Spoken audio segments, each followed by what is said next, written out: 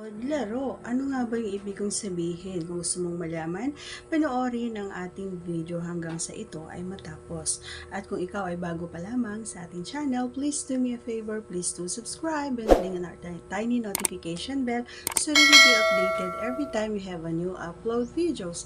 Disclaimer din mga idol, ang video po natin ay para lamang po sa may bukas ng kaisipan at may malawak na pang-unawa. Kung wala po tayo nito, maaari na lamang pong mag-skip at mamili ng mga videos na nararapat para sa inyo.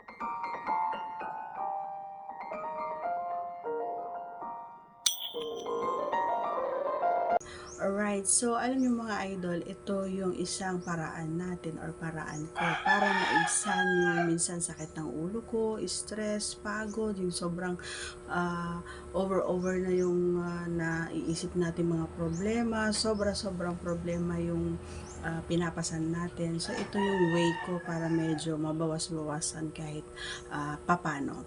So every time na ginagawa ko ito ay talaga naman na hindi ako sisisi kung every time na ginagawa natin to, gaya ng sinabi ko kanina, ito ay maganda or napakalaking paraan ko para gumaan-gaan at mapasaya ko rin yung sarili ko. At ito ay yung paraan na every time na gusto kong mapasaya yung sarili natin ay malaking tulong din yung panonood natin, no, mga idol.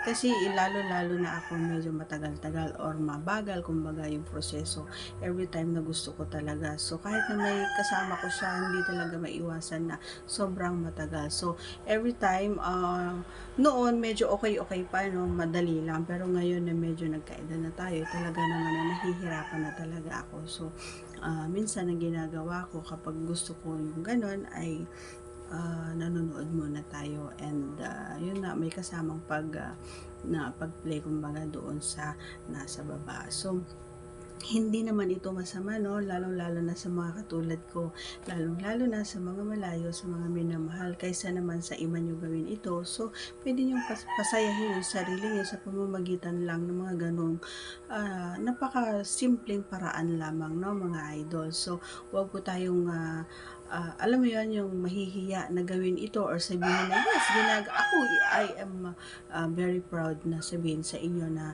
ginagawa ko talaga ito kaysa naman na maghanap tayo, di ba? So alam niyo mga idol, isang way ko rin ito para matanggal kumbaga yung sakit ng ulo ko, ganyan, or yung puyat, yung sobrang puyat ako tapos hindi ako makatulog. Kung na-experience nyo yung mga ganon, kaya yun ang ginagawa ko, nood muna ako. And then syempre hindi lang basta nood, kailangan piliin mo yung isang palabas na iyon na talaga naman na matatapos ka pagtapos na rin siya. So kailangan sumabay ka rin kung tapos na siya, sumabay ka rin kung una ka din. So ganun lang, sabay-sabay lang kumbaga.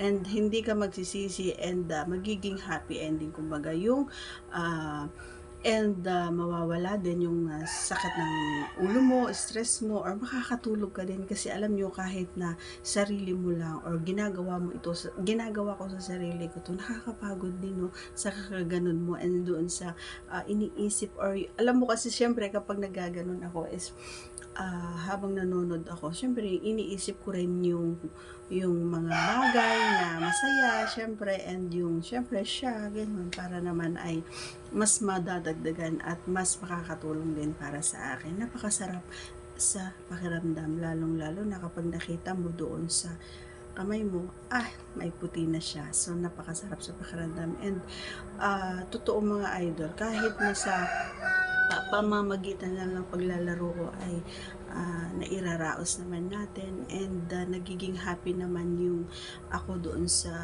kinalabasan at I am very proud to say mga idol na ginagawa ko talaga ito at nasasarapan at ini-enjoy ko.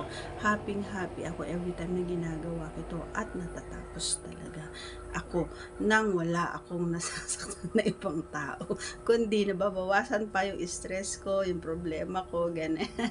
So kasi syempre syempre kapag naggaganon ako, nawawala yung mga iniisip ko, 'di ba? So naka-focus lang ako dun sa palabas na yon. Okay? So ngayon alam mo na, at kung hindi ka pa naka-follow, naka-subscribe sa ating channel, please do me a favor.